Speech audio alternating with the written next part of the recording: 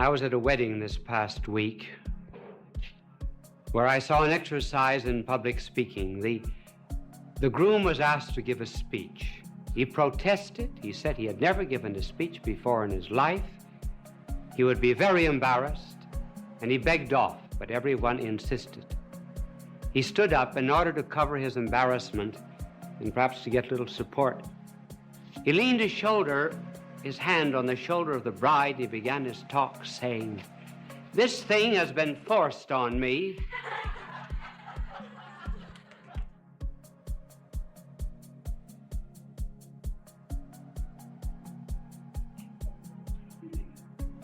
I was giving a lecture not long ago in a hall, and I was heckled from the hall. Someone interrupted, it was not at all to the point of the lecture, and said, "How was Jonas in the belly of the whale for 3 days?"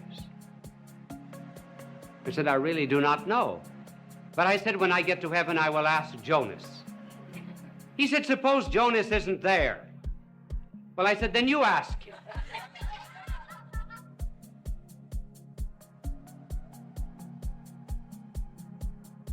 As you heard, this telecast is on the mentally sick, sympathy for them.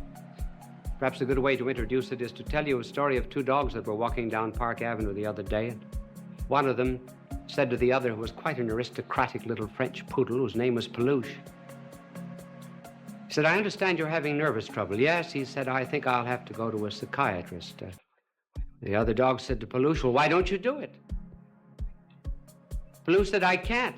Not allowed to get on a couch."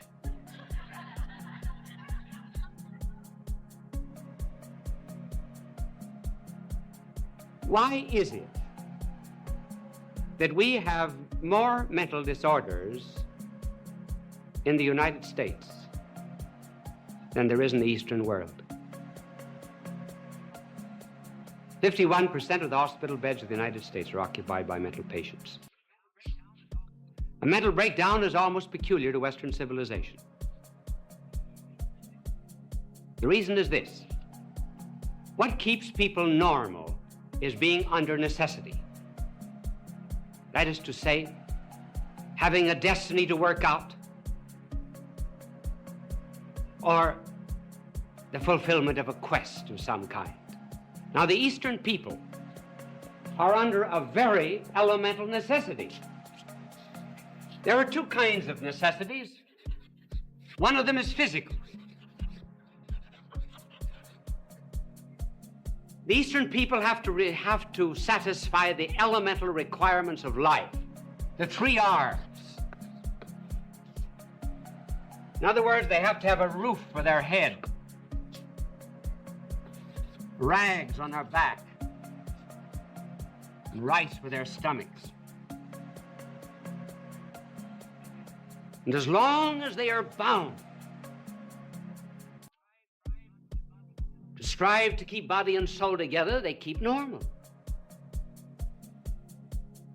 Our Western civilization is not under a physical necessity. There still is another necessity, which is moral. That moral necessity keeps people normal. It is the drive to be virtuous, to lead the good life, to eventually save one's soul. Now, if people do not have either a physical necessity or a moral necessity, they are apt to crack.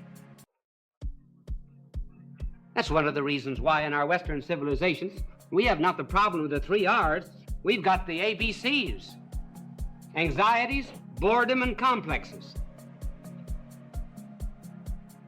Now we might ask, what are,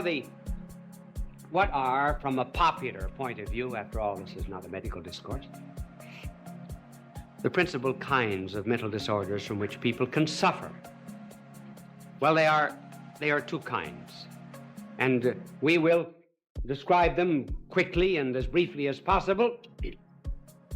One of them is psychoses. The other, neuroses. One difference between the 2 is that this is organic, it is constitutional. It has something to do with blood and our whole physiological structure, though it could be induced also by some kind of shock. The other, the neuroses, is something that is acquired. It is not organic, it is a trait in personality. For example, someone who has a superiority complex, the desire to be above everyone else. We say this is organic. This is not to be helped so much by any kind of analysis. Some time ago, doctors made an experiment with rats who had been trained to go up certain strings and then to seek in apertures for food. The doctors took blood from a schizophrenic patient, a human being, and injected that blood into the rats. The rats, to a great extent, lost their training, which shows that the basis, in some way, is organic. That is one difference between the two. Another difference between the two has to do with reality. The psychotic patient is, to a great extent, outside reality. That is to say, he lives in a world of fantasy. Suppose he's a paranoic and believes that he's being persecuted. That's not a real world. No one is actually following him, though he believes it. The neurotic patient, on the contrary, is in a much more real world, but he has disturbed relations about that world. To explain it much more simply, a psychotic patient believes that 2 and 2 equals 5. Therefore, he's wholly out of contact with the real world, has a logic all of his own. That's one of the reasons why it's rather difficult to use argumentation and reasoning with psychotic patients. The neurotic patient believes that 2 and 2 equals 4, but he's worried about it. Then another difference here, the psychotic has little responsibility, but has some responsibility. Here, there is great responsibility. The neurotic is in flight from responsibility, a flight to illness. For example, there was one man who had worked in an office for 20 years. He was sure that he would be named vice president. He felt that he should have been named one of the 76 vice presidents, but he was not. A younger man was named ahead of him. He developed headaches, sickness. He was not able to go to work. He was not really sick. He was in flight from responsibility because his pride was hurt. Now, those are some of the differences existing between the two kinds of mentally sick, which brings us to this other question.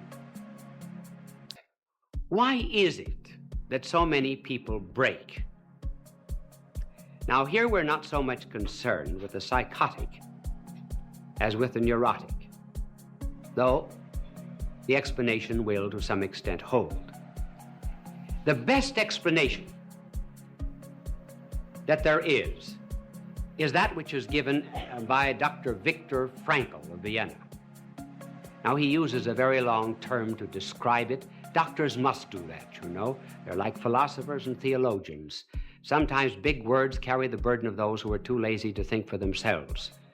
And the test of understanding anything is always to be able to explain it. I can remember once when I was in class in philosophy, the teacher said to me, "Explain time.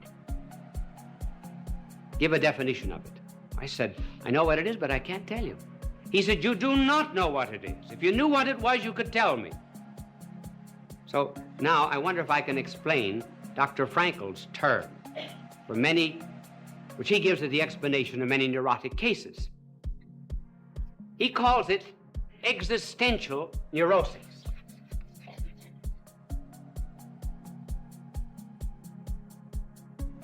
In other words, it has to do with a meaning for life.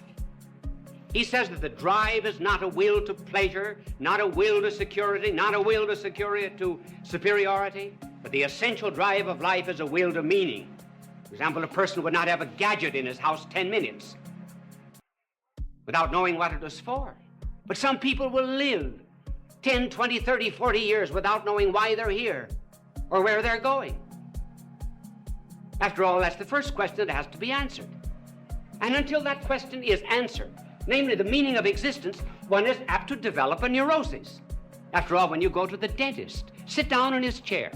Before the dentist applies the drill, he has a right to say to you, what is your philosophy of life? Because if your philosophy of life is wrong, he can't be sure you'll ever pay your bill.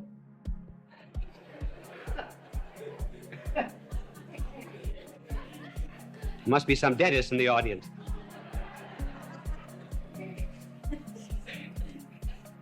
And see that existential neurosis, how it works out in a small way. On Sunday, some people have Sunday neurosis. They do not know what to do with their time. Leisure is one of the big problems of Western civilization. We work only 38, 40 hours a week, and there are 168 hours in the week. What purpose is life the rest of the time? One of the reasons for juvenile delinquency, and we should call them not juvenile delinquents, but lawbreakers or hoodettes, little hoodlums.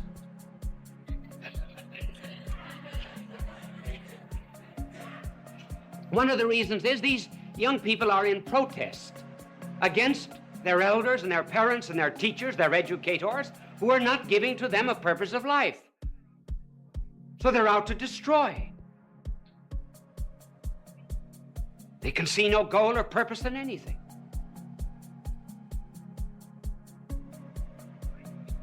Dr. Frankl, who passed through both the Nazi and the Soviet concentration camp, said that some men who completely lacked a goal or purpose in life thought of their prison existence as just to march to a grave. Then there were others, he said, as soon as a purpose came into life, they got strength. He said we were all starved in prison, and yet one day one of our starving men went into the Soviet pantry and stole 3 potatoes. The Soviet guard announced to us that we would be starved until the guilty person appeared with the 3 potatoes. There were 2,500 prisoners. Suddenly they had something to live for, to assert their superiority over the Soviet system. And for 48 hours, not one of them, even though they had nothing to eat, would give way to the one who stole the 3 potatoes.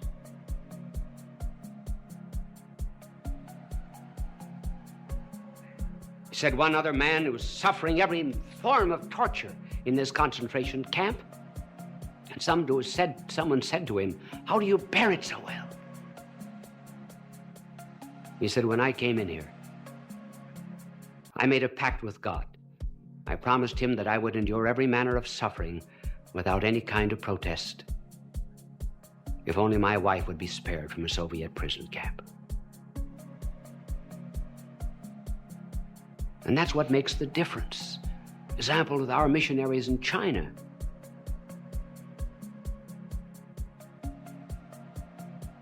As long as they can see beyond the suffering, it becomes bearable and endurable. One woman was telling me that every day when she was let out into the prison yard, the guard would open the prison just about that wide and take her 2 or 3 minutes to squeeze out, and all of that time he would keep spitting in her face.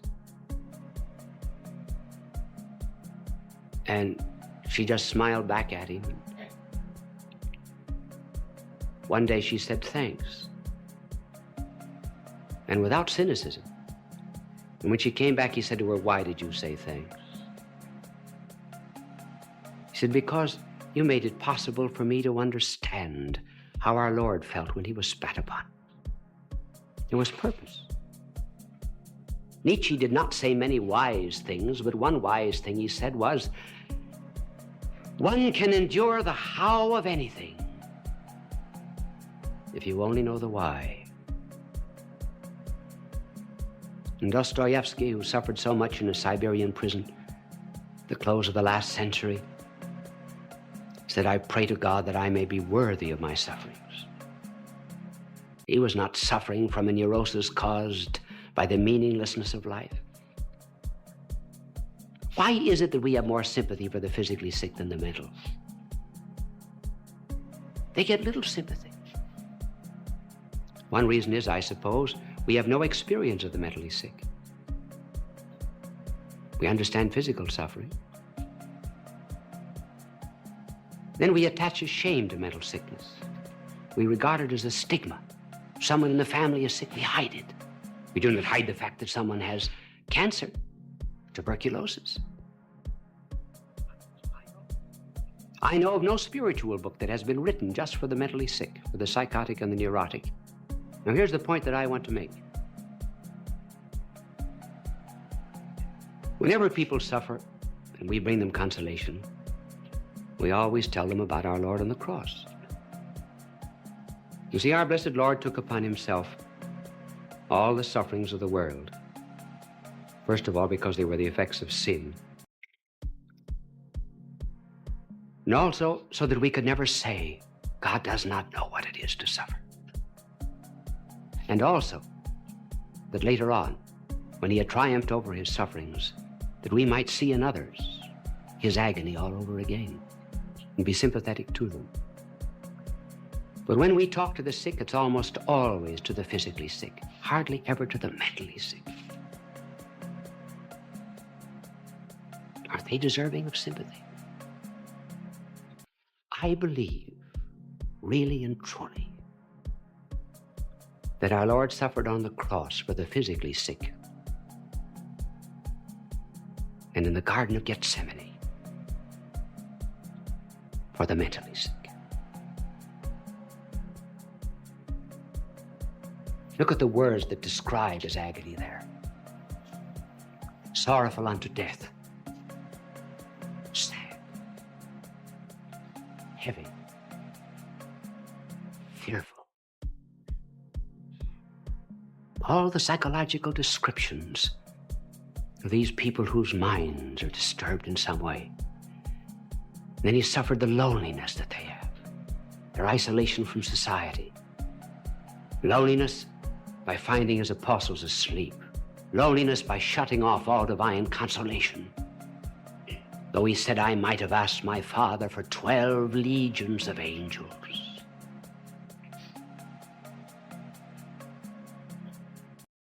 But more than that, he entered into their agony. It was mental agony he suffered for them. There are various levels of pain. And in order to understand his agony, just recall that animals do not suffer as much as we do. We're very apt to read into an animal's suffering, but it is actually quite unjustified. An animal may be in pain, say, for 2 or 3 hours, and there's each beat of pain, but the animal never adds up the beats. What might be the 20th stroke of the hammer of pain is not to him the 20th stroke. It's isolated, it's unrelated. It's just that moment. But when we suffer, we go back to the past. We say, oh, I've been suffering from this for 3 years, 7 years. And we pull all of that past up to the present moment and load it on the present. And then we look in the other direction. We look off into the future. Maybe 5 more years, maybe 10 more years. I will be tortured. And then we pull that back upon ourselves. And the present moment has within itself the addition of all that has been and all that we can imagine it will be. That is why we try to distract the sick, to break up that continuity. Now, in the case of the agony in the garden, our blessed Lord was suffering not physically. He was suffering spiritually and mortally. What physical pain is to you and me, that moral evil is to him. Rather difficult for us to understand that, but it is true that only the innocent understand what guilt really is.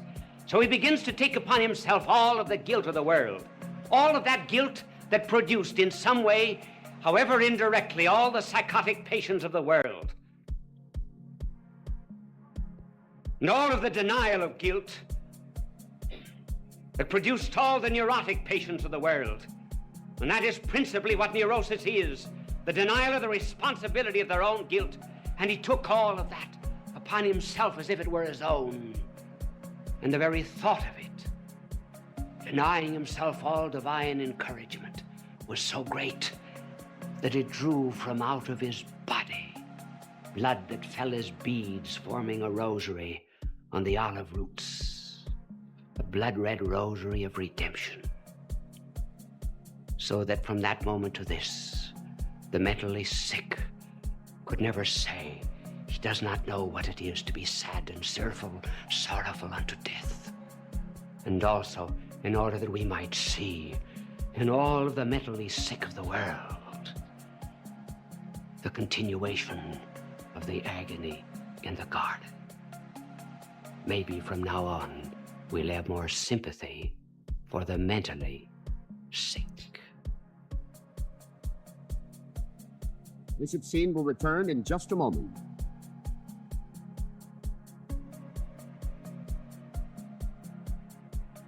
There are actually 4 distinct stages which we will enumerate in the meeting of boys and girls. The last stage of all is courtship. The first of these stages is what might be called a togetherness of boys and girls. And the second stage is separation. The third stage, I give this rather peculiar name, is to confuse you and make you think that I'm very learned about this problem, is crystallization. And fourth is courtship.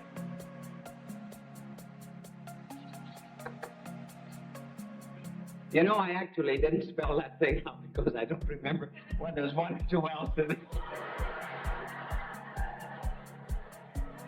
2 else, aren't there? Crystallization? Well, I'll leave it that way. It's much better.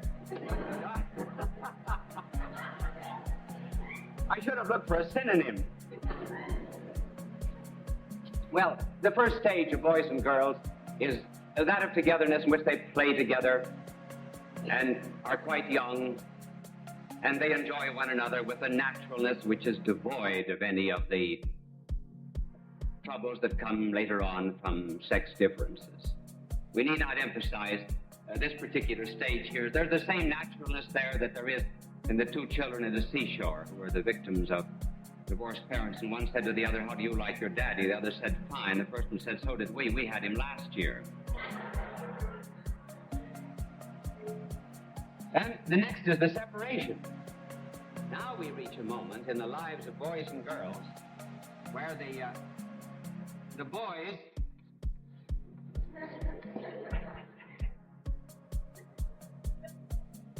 separate from the girls.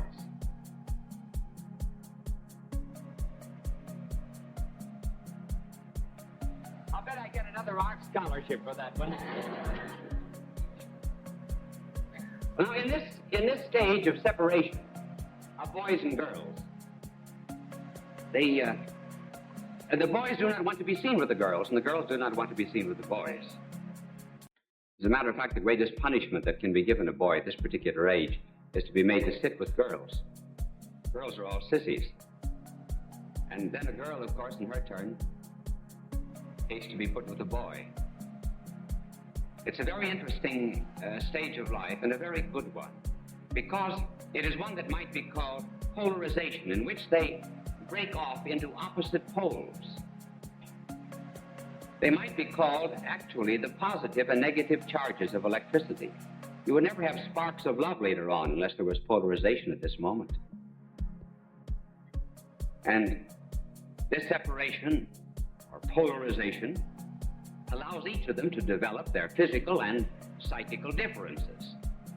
For example, the boy, when he's with other boys, becomes aggressive, develops heroism, certain talents, aptitudes, has his own ideals, and has the potentials of manhood within him. The girl, on the contrary, when she's with other girls, she develops effeminacy, the right kind, delicacy, refinement. She begins to learn and understand that she has a rhythm that beats with the rhythm of the cosmos. There is given to her some great and tremendous, mysterious, creative possibilities.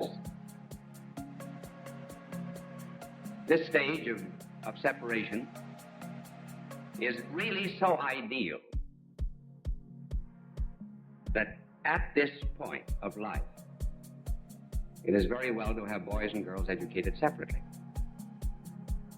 Otherwise, if you got a too precocious mingling of boys and girls, the boys are apt to become sissies and effeminate, and they grow up not to be men but mannequins.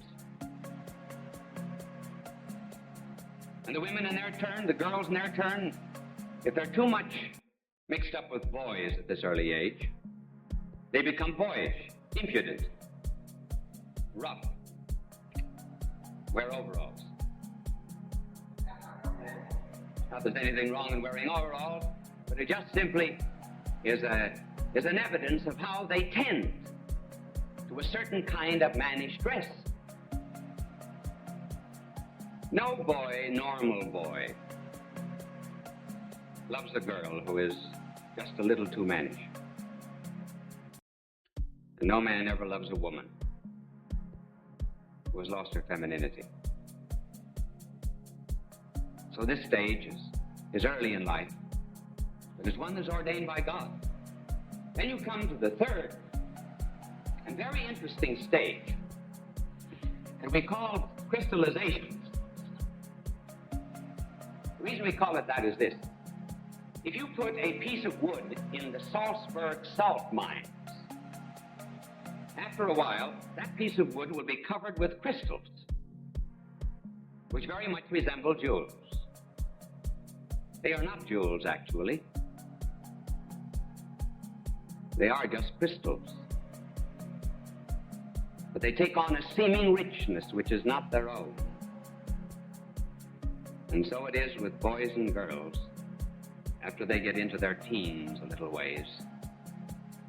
They're dealing with one another, and one another is very ordinary, but they endow one another with great and tremendous qualities. They really are crystals, and they think they're diamonds and jewels. And at this age of crystallization, there begins a divinization, in which the boy is called a kind of a god. The girl is always an angel. And girls will say of boys at this age, he is positively divine. Then the words worship, adore, eternity are always coming into play.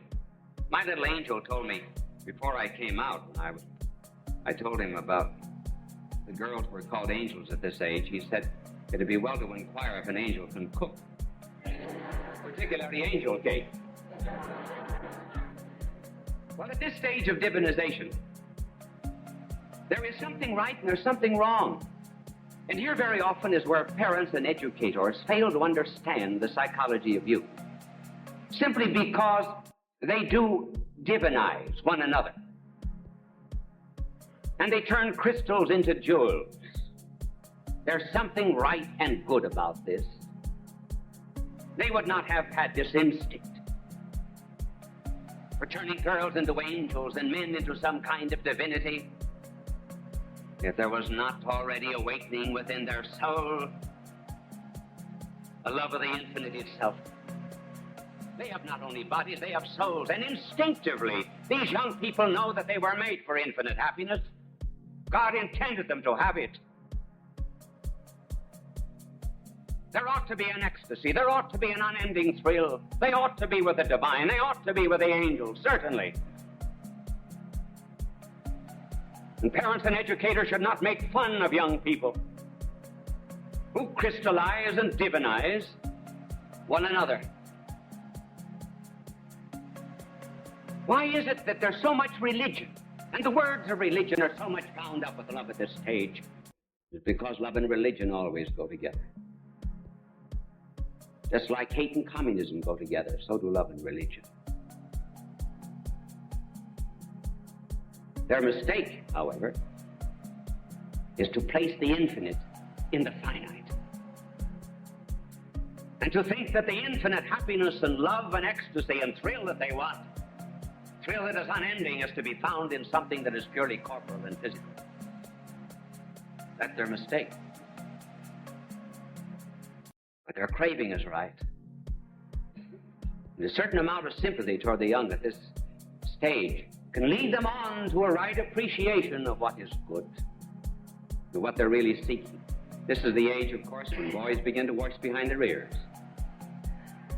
They discover neckties. They're very careful now of the clothes that they wear. They did not mind a patch in the trousers. Now they do. They begin to have pin-up girls in their room. I heard of two soldiers in Korea. They had beds next to one another, and one of them had a lot of pin-up girls above his bed, and he was studying, and the other soldier said to him, "Remember, they're 85% water."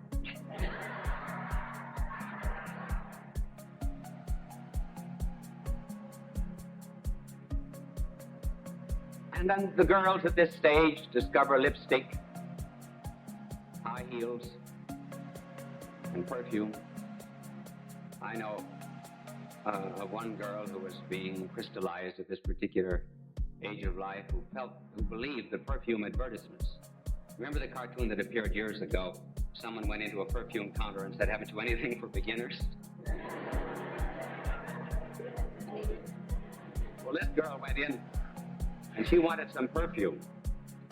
Oh, she was an angel, and the clerk said, "Well, here we have the perfume, $35.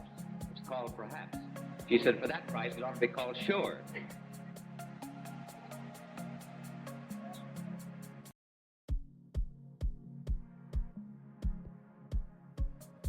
This is also the stage when boys and girls are absolutely convinced that their parents know nothing at all about love. The parents are old-fashioned. They're behind the times. They're outmoded. We're living in the 20th century. They were Victorian. They're back in the 19th century. Why do they develop this critical attitude to their parents? Because there's something new. Planets have been spinning for centuries and centuries until finally love has come to them. This is an absolutely unique experience. The parents never passed through it. They know nothing about it. That's why they're ignorant. That's why their parents would never be consulted. It's an unfortunate stage from that point of view. And it's not love. It's just the sap in the springtime. There's no courtship here. Despite the fact that they go through agonies, there's a tremendous anxiety. They suffer torture. The girl doesn't appear at the drugstore at the right time. If he doesn't call at the appointed hour. If she has a headache and can't... Heart-pounding drums, sinful ignite. Classical flourishes, paint a vibrant light. Indie rock guitars scream with pure delight. Let's break the